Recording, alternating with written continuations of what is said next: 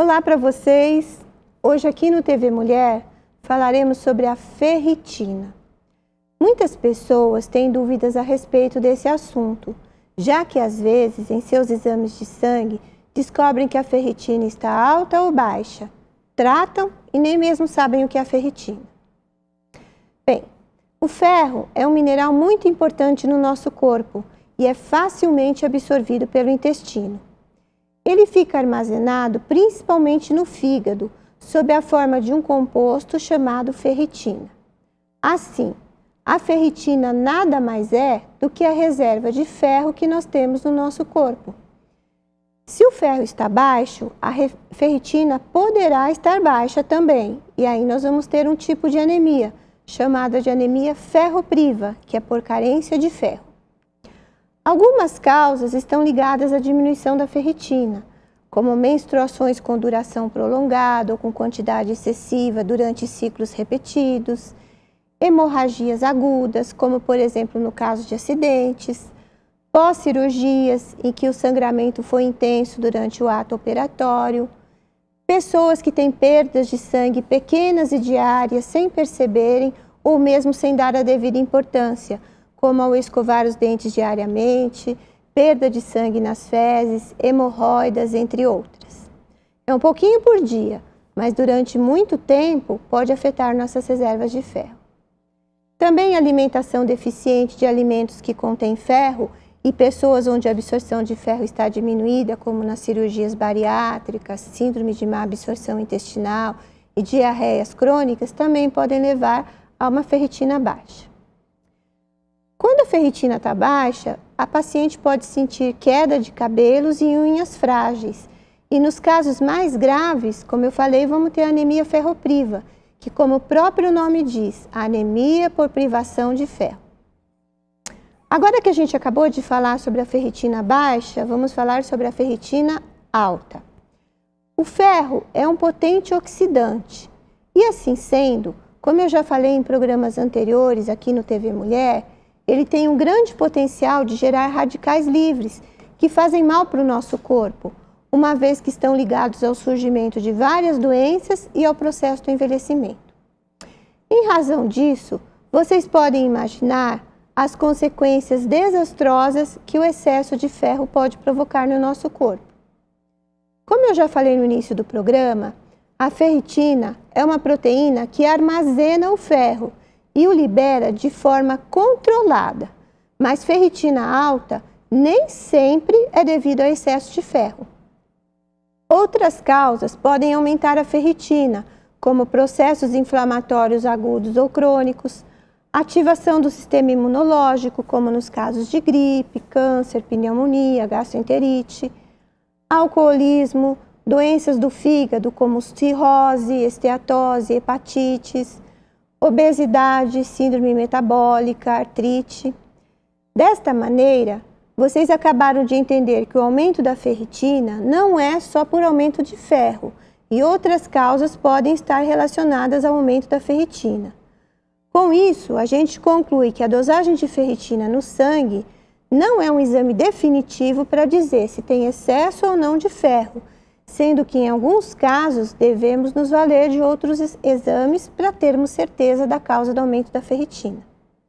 Assim, a ferritina alta é um sinal de alerta.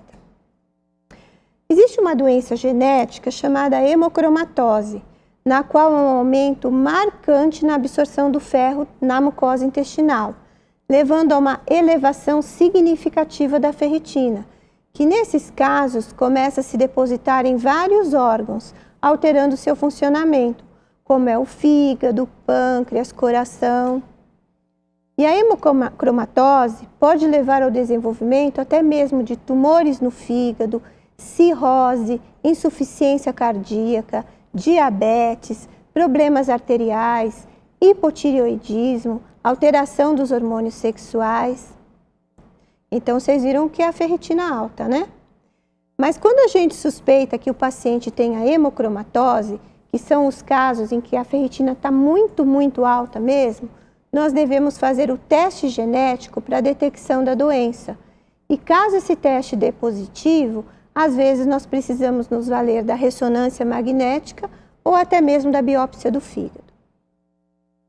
Tanto para quem tem ferritina alta como para quem está com a ferritina baixa, existe tratamento. Naqueles casos em que a ferritina está baixa, nós temos que dar ferro para o paciente, em doses e duração que vão depender dos valores da ferritina, e após certo tempo, refazer a dosagem da ferritina, porque, como eu já falei, em doses altas ela vai ser prejudicial. A administração do ferro pode ser via oral, intramuscular ou endovenosa.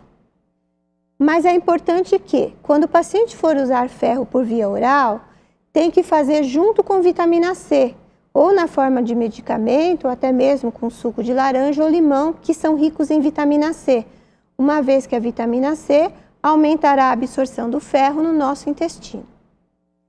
Já nos casos em que a ferritina estiver aumentada, o tratamento vai depender da causa e do quanto que a ferritina está aumentada.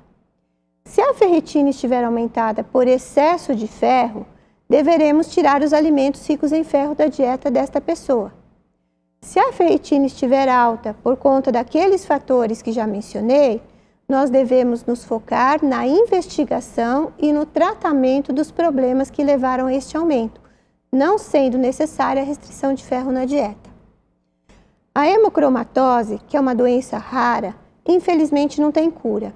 Aí, o tratamento é a sangria, onde retira-se sangue periodicamente do paciente com o objetivo de retirar o excesso de ferro, que poderá ocasionar lesões ou mau funcionamento de algum órgão. Raramente, nós podemos também fazer uso de quelantes, que são medicamentos que ajudam a eliminar o ferro corporal. Bem, para finalizar, eu gostaria de dizer para vocês que eu quis falar sobre esse tema porque a maioria das pessoas acha, e com razão, que o ferro é importante para a manutenção da nossa saúde. E, em razão disso, saem por aí tomando por conta suplementos vitamínicos que contêm ferro, sem nem mesmo saber como estão suas reservas de ferro e muitas das vezes desconhecendo o mal que o excesso do ferro faz à nossa saúde. Vejam bem, não podemos ser 8 e nem 80. Nosso corpo precisa sim do ferro, mas para o seu equilíbrio, seus valores deverão estar dentro da normalidade. Obrigada pela atenção. Qualquer dúvida ou sugestões enviem para o e-mail da telinha e eu estarei esperando vocês no próximo TV Mulher para falarmos sobre uma dúvida que foi enviada por uma telespectadora chamada Caroline, sobre o uso de pílulas anticoncepcionais continuamente, emendando as cartelas. Não se esqueçam de cuidar bem do seu corpo, porque ele é seu maior instrumento. Tchau!